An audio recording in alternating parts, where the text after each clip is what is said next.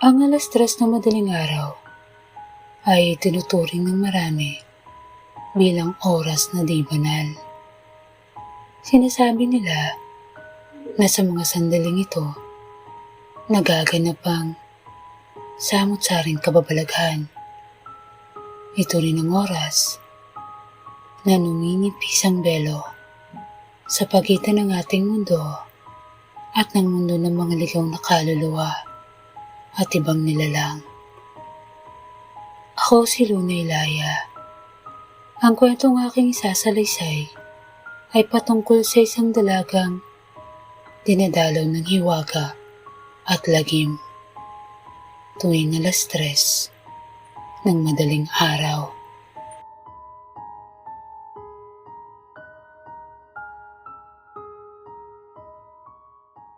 Napatingala ang nasa 10 taong gulang na batang babae sa dulo ng hagdan ng lumang bahay.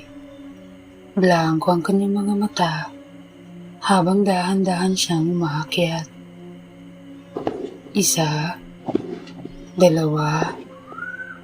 3, hanggang sa makarating siya sa 13 baitang. Napatingin siya sa madilim na pasilyo. Para bang may kung anong puwersa ang tumatawag sa kanya. Kumurap-kurap ang ilaw sa kisame. Tila ba naghahalangan kung mananatiling bukas o tuluyang mamamatay. Habang nagdidilim ang paligid, patuloy siyang naglakad hanggang sa huminto sa harap ng isang pinto. 3 beses siyang kumatok. Pagkaraan ng ilang segundo, narinig niya ang mahinang pabigik ng pinto. Sa loob, tanging isang kandila lang sa mesa na nasa dulo ng silid ang nagbibigay liwanag. Dahan-dahan siyang lumapit. Diretso ang tingin ng kanyang mga mata na hindi kumukurap. Napako ang tingin niya sa isang maliit na salamin na may kulay itim na dekorasyon. Inunat niya ang kanyang mga braso upang abutin ito.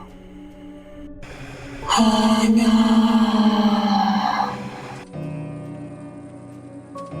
Napapalikwas ako ng bangon. Nasabok ko ang aking dibdib at ramdam ko ang bilis ng pintig ng aking puso. Wala akong ibang narinig kundi ang kalembang ng lumang orasan sa dingding ng kwarto kong inuupahan. 3:00 ng madaling araw. Napabuntong hininga ko. Ilang taon nang lumipas mula nang huli kong mapanaginipan iyon. Akala ko'y tuluyan na itong naglaho. Ipinikit ko ang aking mga mata. Umaasang muling dadalaw ang antok. Ngunit kahit nakahiga na ako, hindi agad ako dinalaw ng tulog. Parang may naiwan pang bigat mula sa panaginip. Isang aninong nakakapit pa rin sa isipan ko. Nagising ako sa tunog ng aking alarm. Mabigat pa rin ang pakiramdam ng ulo ko. Siguro dahil nagising ako ng 10 oras ng gabi. Mamaya pa ang klase ko sa universidad, 10:00. Pero sa sanay kong katawan, 6:00 pa lang ay nagising na ako. Kailangan ko ring magbayad ng renta ngayon, kaya kahit tinatamad pa akong bumangon, napilitan akong maghanda ng agahan, maligo at magbihis.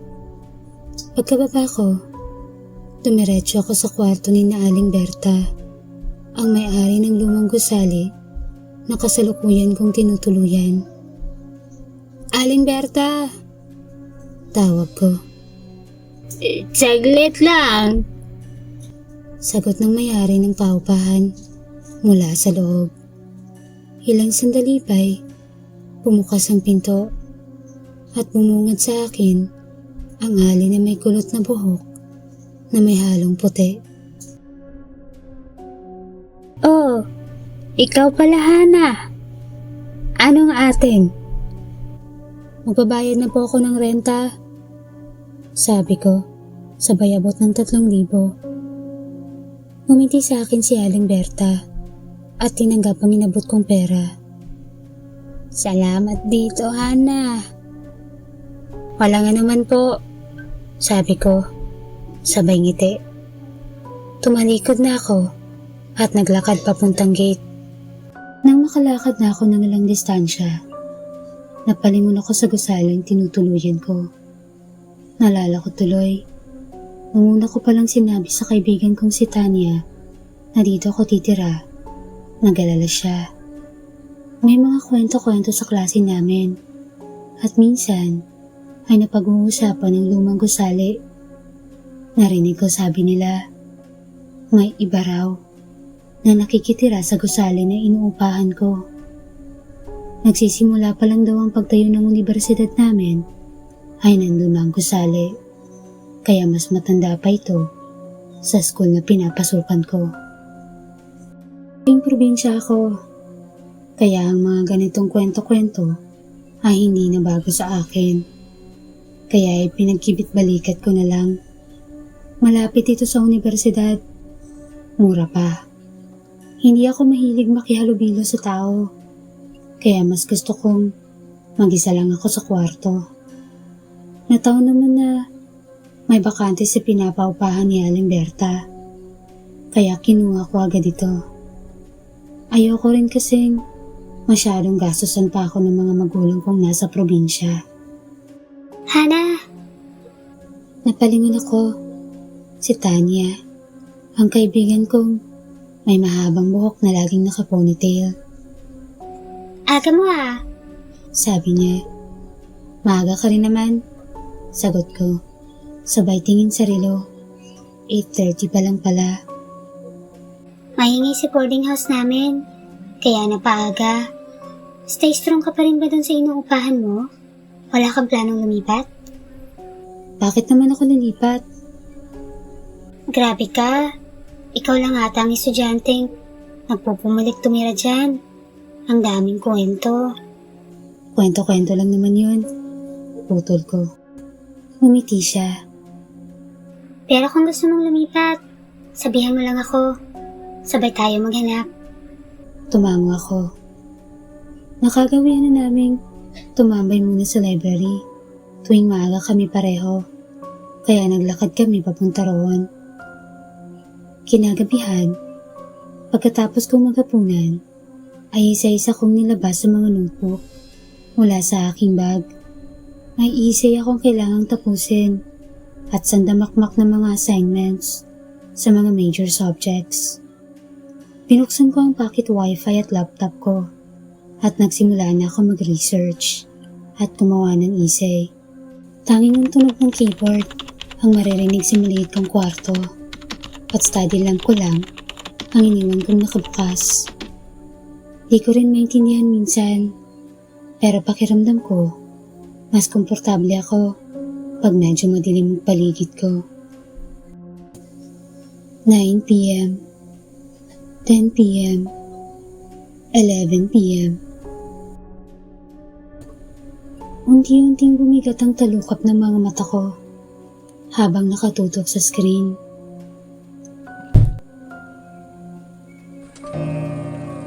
Nagising ako sa tunog ng lumang orasan. Hindi ko na malayang nakatulog pala ako.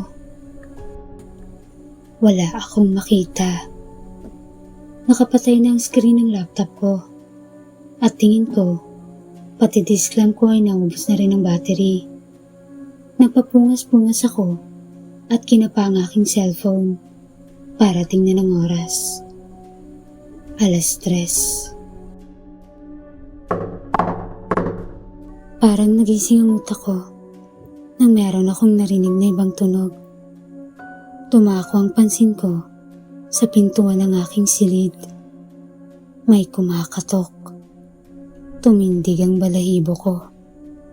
Pakiramdam ko ay biglang lumamig ang buong paligid. Hindi ako gumalaw. Pwede akong sumigaw. Pero may makakarinig ba? Nasa ikalawang palapag ako at di rin ako sigurado kung may nangtitrip lang ng ganitong oras ng gabi at nakalak naman ang pinto. Nagpatuloy ang pagkatok pero pagkatapos ng ilang minuto ay tumigil na ito. Nakahinga ako ng maluwag. Inuun ko ang flashlight ng aking cellphone at maingat akong naglakad nang hindi lumilikha ng tunog hanggang sa nakarating ako sa aking higaan. Mabilis akong umakyat sa kama at nagtalukbong ng kumot. Hindi ko na maalala kung paano ko nakatulog pero bago ako tuluyang pumikit, naiwan sa akin ang tunog ng katok. Paulit-ulit. Tila ba may naghihintay sa kabilang panig ng pinto. Kinabukasan, napilitan akong tumambay sa university library. Di ko natapos yung ibang mga gawain ko kagabi, kaya naisip kong mag-research ng ibang mga references. Ngunit di pa rin mawala sa isip ko ang kakaibang nangyari na naranasan ko kaninang madaling araw. Hana, Bigla akong nabitawan ng librong binabasa ko. Sabay lingon sa pinanggagalingan ng boses. Nakita ko si Tanya na di ko na namalayang lumapit na sa akin. okay ka lang ba? Tanong niya, sabay pulot ng librong nahulog. Tumango ako. Wala to. Napuyat lang ako sa paggawa ng mga assignments at projects natin. Sagot ko. Ayaw ko nang ikwento pa kay Tanya ang kakatuwang karanasan ko. Baka matakot lang ito at sabihan akong lumipat na agad. Napatingin siya sa akin. Nakita ko ang pag-aalala niya na parang may gusto pa sanang itanong. Gusto mo ba kumain sa labas mamaya? Nagaya yung 2 boardmates ko na kumain. Diyan lang naman, sa malapit na fast food. Umiling ako. Kailangan kong tapusin ang mga gawain ko. Malapit na rin magbakasyon. Ayaw kong tumagal ako rito sa Maynila dahil lamang di ako umabot sa deadline. Ganun ba? Sige, ikaw ang bahala. Chat mo ako kung magbago isip mo ha. Ingat ka sa pag-uwi. Salamat. Kinagabihan, gusto ko nang matulog. Pero tuwing naalala ko ang mga nangyari, biglang nagiging mailap ang antok sa akin. Kung may marinig na naman akong katok ngayong gabi, magrereklamo na talaga ako sa may-ari. Ipinikit ko ang aking mga mata at hindi ko na namalayan na nakatulog na pala ako.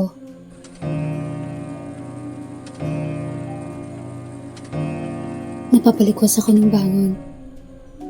Minsan, isa pa tong tunog ng orasan ang nakakapraning din. Tulad ng dati, nakapatay ang lahat ng ilaw sa kwarto.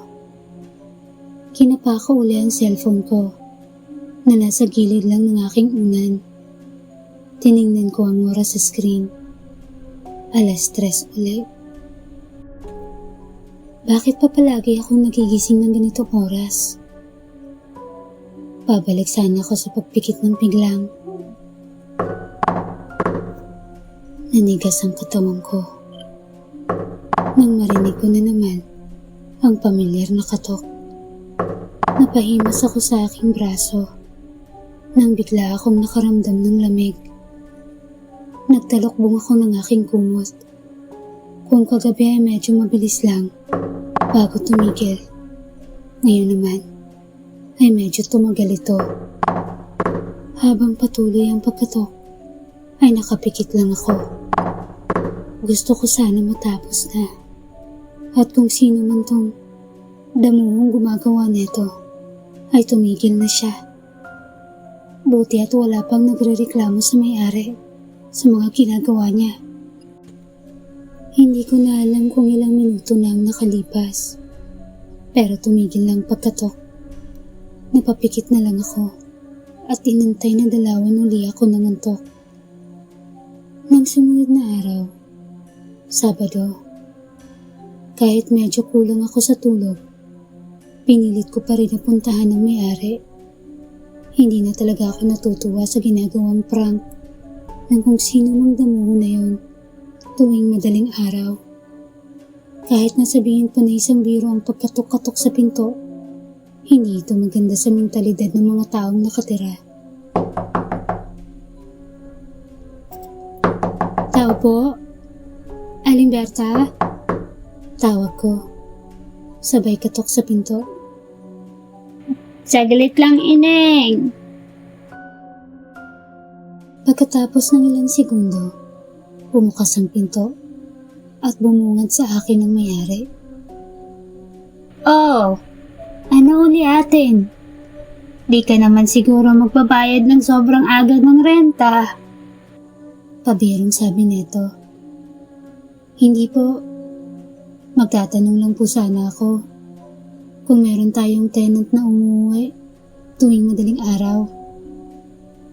Bahagyang natigilan si Aling Berta bago niya ako hinayang pumasok sa loob. Lika, pasok ka muna. Pumasok ako at nilibot ang aking paningin sa loob ng bahay. Kahit yung may-ari, di na rin ata naisip magpa-renovate dahil sa halatang kupas na ang pintura ng dingding. Napansin ko rin ang mga lumang larawan na nakasabit dito. Napako ang atensyon ko sa may kalakihang altar sa gitna ng sala. May mga nakalagay dito na ribulto ng mga imahe. Upo ka muna. Utos ni Aling Berta, sabay bukas ng stand fan sa gilid. Naupo ako sa sofa at tinantay ko rin na maupo si Aling Berta. Kayo lang po ba mag-isa rito? Tanong ko. Magtatatlong buwan na akong nangungupahan sa gusaling ito, pero ngayon lang ako nakapasok sa bahay nila at wala rin sa personalidad ko ang magtanong ng mga personal na buhay na hindi ko naman masyadong close. Oo. 2 taon na rin ang lumipas nang mamatay ang asawa ko. Ang anak ko namang engineer ay sa abroad na nagtatrabaho at matagal pa bago matapos ang kanyang kontrata. Ganun po ba? Ano nga uli ang sinasabi mo kanina? Gusto ko lang pong malaman kung meron po ba tayong tenant na umuwi ng madaling araw sa second floor. Natigilan si Aling Berta. Ba't mo na itanong? 2 gabi na po kasi na may kumakatok sa kwarto ko tuwing 3:00. Kahit sabihin pang biro yun, di na po siya nakakatuwa. Sagot ko. Pagkatapos ko magsalita, napansin ko ang bahagyang pag-awang ng bibig ni Aling Berta. Aling Berta? Bahagya itong yumuko. Pagkatapos ay tumingin uli sa akin. Hana, walang ibang nakatira sa 2 palapag maliban sa'yo, Iha. Nang marinig ko ang sagot ni Aling Berta, biglang pumasok sa isip ko ang mga katok tuwing madaling araw. Pakiramdam ko ay ilang segundo akong walang narinig, maliban sa malakas na kabog ng aking dibdib. Maraming mga tanong ang biglang pumasok sa aking isipan. Kung ganun, sino ang kumakatok sa pinto ko? Imposible naman na may umakyat lang sa 2 palapag para lang mangatok ng pintuan ng mga apartment. Hindi ko na binanggit sa'yo. Dahil bihira lang namang magsabay-sabay ang mga tenant dito. Ang mga kwarto sa ikalawang palapag ay para sa pang-isa o hanggang 2 tao lang. Ayaw ko mang aminin, pero kahit papano, may mga naririnig din ako ng mga kwento-kwento tungkol sa gusali ko. Matatapos na ang kontrata ng isang tenant ko dito sa unang palapag, sabi niya baka lumipat daw siya dahil meron na siyang nahanap na ibang trabaho. Pwede kitang ilipat kung sakali. Alok ni Aling Berta. Hindi muna ako sumagot at hinayaan ko na mag-sink in muna sa isip ko ang sinabi ng may-ari. Di bale ho, baka namali lang din ako ng dinig. Tsaka magbabakasyon na rin naman. Patapusin ko lang po ang semester na to at bigyan po kita ng update. Okay, ikaw ang bahala. Tumayo na ako at palis na sana nang marinig ko ang pagtawag sa akin ng may-ari. Saglit akong tumigil at lumingon. Gusto mo, sa'yo na lang tong rosaryo. Mas maiging magdasal ka. Makakatulong yan sa'yo. Tiningnan ko ng malamig ang inaabot sa aking rosaryo na may-ari. Sabay iling. Maraming salamat po sa concern, pero okay lang po ako.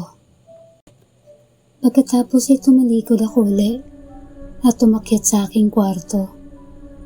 Dahil nga sa magbabakasyon na, naisip ko na ayusin ang ilan sa mga gamit ko na dadalhin pabalik sa probinsya. Ngunit nang malala ko na marami pa akong nakapilang tenggang school projects, ay pinagpaliban ko na muna ito. Ilang araw na lang naman. Kahit pa kumatok-katok kung sino man yun, di ko nalang papansinin. Kumbinsi ko sa sarili ko. Ngayong alam kong baka iba ang kumakatok sa pintuan ko, mas maiging hindi ko na ito pansinin. Nung gabing iyon, inantay ko uli na muling may kumatok sa aking kwarto.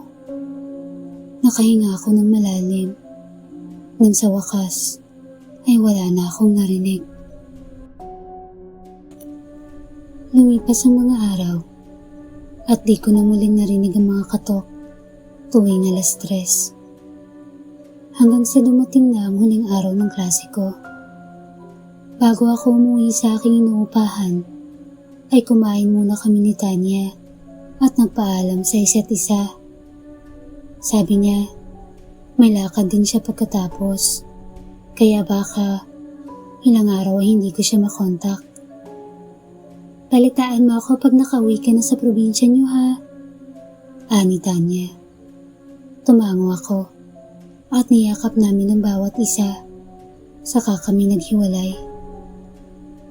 Nang makarating ako sa aking kwarto, ay hinila ko ang aking maleta sa ilalim ng aking higaan. Kahit 3 days before pa ang biyahe ko, mas magandang maayos ko ng mga gamit ko at baka meron pa akong makaligtaan.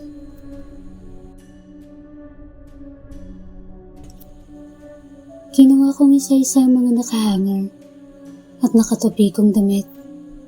Nang biglang, ha? Napatingin ako sa baba upang tingnan kung ano ang nalaglag na bagay at muntikan ko nang mabitawan ang mga damit na kinuha ko nang makita ko ito. Ang maliit na salamin na may itim na disenyo. Natigilan ako ng bahagya habang tumatakbo sa utak ko ang paulit-ulit na panaginip na yon patungkol sa salamin na ito.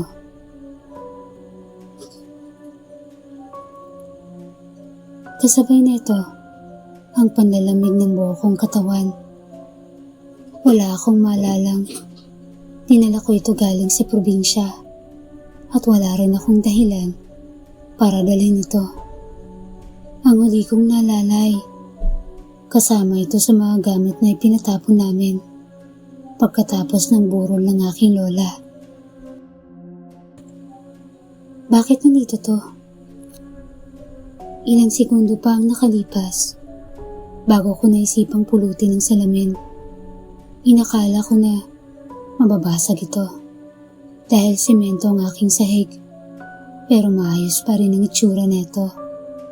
Patapon kong ibinalik sa drawer ang salamin at patuloy na hinakot ang iba ko pang mga gamit. Isinama ko na rin sa schedule ko ang pag-general cleaning dahil aabutin din ako ng 2 o baka mahigit pang linggo bago ako makabalik uli. Dahil sa pagod, wala pang 9:00 ay nakatulog na ako ng mahimbing.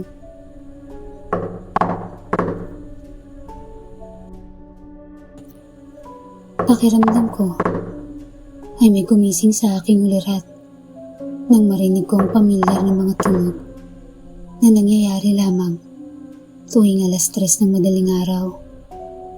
Napaupo ako sa higaan at mahigpit na napahawak sa aking kumot. Muli kong naalalang sinabi ni Aling Berta, "Ikaw lang ang mag-isang nangungupahan sa 2 palapag." Sa una ay mahina lang ang katok, ngunit napansin ko ang pagbilis neto. Naanimoy, nauubusan ng pasensya at nagpupumilit na magpabukas ng pinto. Nang tumigil ito, ay agad akong nakahinga ng maluwag. Buti naman at tumahimik na. Napahurong ako sa dingding at nanlaki ang aking mga mata nang marinig ko ang tunog na nakalak na doorknob na parang pilit na binubuksan. Tumigil lang ito pagkatapos ng ilang minuto. Hindi na ako nakatulog hanggang umaga. Naisip kong tawagan si Tanya, pero naalala kong meron siyang lakad at posibleng wala rin siyang signal. Napabuntong hininga ako. Gusto ko nang umalis, pero ang ticket ko sa bus pauwing probinsya ay linggo pa. Di bale, isang gabi na lang at matatapos na rin to. Ayaw ko nang magbanggit pa sa mayari at mas lalong ayaw ko magbayad ng hotel dahil sapat lang ang pera ko panggastos pa uwi at hindi rin praktikal dahil meron naman akong inuupahan. Hanggang pinto lang siya. Di naman siguro siya papasok. Pinilit kong kumbinsihin ang sarili ko. Ngunit bigla akong naalala na nagsimula lang uli ang pagkatok nang aksidente kong mahanap ang salamin sa mga gamit ko. Nang medyo lumiwanag na, ay hinugot ko ang drawer kung saan nakalagay ang maliit na salamin. Hindi ko rin maintindihan kung bakit nasama ito sa mga gamit ko. Kahit nung nasa probinsya pa ako, itinuturing na itong malas ng aming pamilya.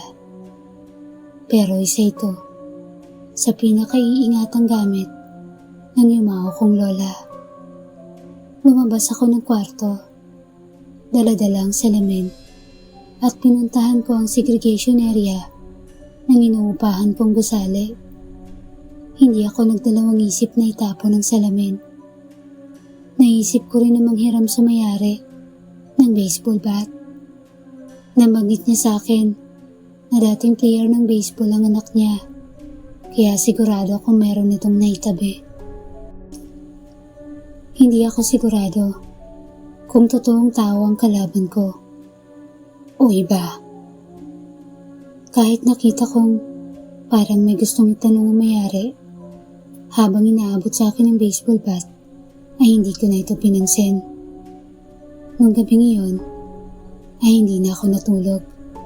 Inantay ko na ang pagdating ng 3:00 at ang misteryosong kumakatok sa aking pinto.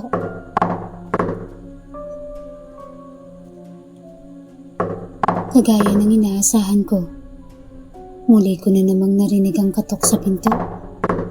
Napahawak ako ng mahigpit sa baseball bat.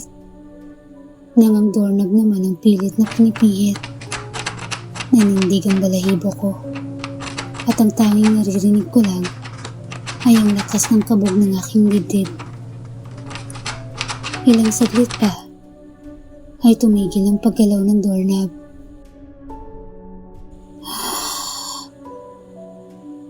Sa wakas, tapo. Hana. Bigla akong natigilan at nanigas ang buo kong katawan nang marinig ko ang boses ng tumatawag sa aking pangalan mula sa likuran ng pinto. Hana. Pakiramdam ko ay parang may yelo ang buong paligid ko. Ngunit hindi yun ang ikinahihintik ko, kundi ang naririnig kong boses. Kahit pa sobrang lamig ng tunog nito, ay pamilyar siya sa akin. Boses ko.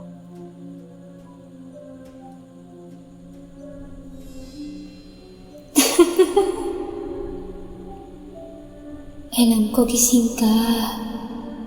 Ayaw mo akong pagbuksan? Napauro muli ako sa dingding at ramdam ko ang hilakbot sa buo kong pagkatao. Hana. Hana. Hana.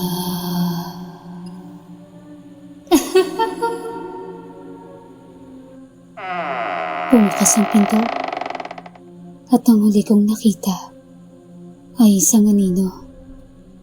Isang anino na pamilyar ako. Bahay ni Aling Berta. Napatingin ako sa kalendaryo na nakasabit sa dingding. Ilang araw na ang lumipas ay hindi ko pa nakitang bumaba ang nag-iisa kong tenant sa ikalawang palapag. Ang alam ko, tapos na ang klase niya at dapat ay uuwi na siya sa probinsya nila. Naalala ko ang naikwento sa akin ng dalaga na may kumakatok daw sa kwarto niya ng 3:00 ng madaling araw. Noong marinig ko iyon, ay hindi ko mapigilang mahindik at mag-sign of the cross. Alam ko na dadaan ang batang iyon dito para iwanan ang susi niya. Pero ilang araw na at hindi pa rin ito bumababa. Lumabas ako ng bahay at umakyat sa ikalawang palapag at hinanap ko ang kwartong inuupahan ng dalaga. Ngunit nang makarating ako sa pasilyo, hindi ko maiwasang mayapos ang aking sarili dahil sa lamig at pakiramdam ko ay may kung anong mabigat na dumidiin sa akin. Napahawak ako ng bigla sa rosaryo na nasa bulsa ng palda ko. Pagdating ko sa tapat ng pintuan, ay marahan akong kumatok.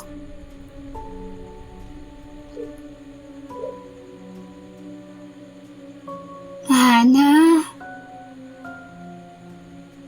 Walang sumagot. Hana? Ineng? Tawag ko ulit. Kumatok pa ako ng ilang beses, pero wala pa ring sagot sa loob. Marahan kong pinihit ang doorknob. Hindi ito nakalak. Bumungad sa akin ang madilim at malamig na kwarto. Bigla akong natigilan nang makaamoy ako ng parang usok na galing sa kandilang kapapatay lang ng apoy. Madilim sa loob. Halos walang gumagalaw. At sa dulo ng silid, may nakaupong dalaga sa tabi ng study table, nakatalikod. Hana, tawag ko sa kanya. Bahagyang nanginginig ang tinig ko. 3 beses ko siyang tinawag bago siya marahang lumingon.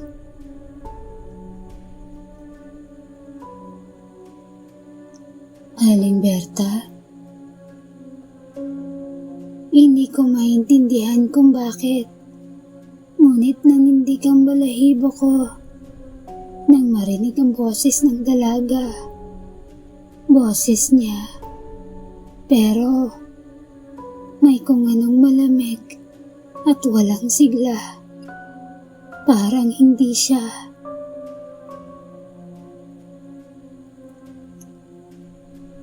Pasensya na. Di ko agad kayo narinig. Anang dalaga. Naninibago pa ako. Umiti siya sa akin. Pero pakiramdam ko, may kakaiba sa kanya. Hindi ako makagalaw at nanatili lang ako sa labas ng silid niya. Inawakan ko ang krus ng rosaryo ko at pinisil ng mahigpit. Tama. Ako si Hana.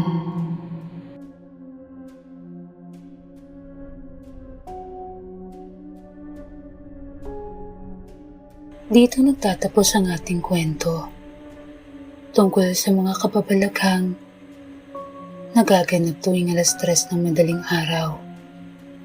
Maaaring may mga tanong kayo, kagaya ng ano ang nangyari kay Hana? Nakabalik ba siya? Ang sagot ay maaaring oo o maaaring hindi. Dahil may mga misteryo, mas mabuting manatili na lamang sa dilim, kagaya ng ating kwento. Ako si Lunay Laya, at muli tayong magkita sa susunod kong salaysay.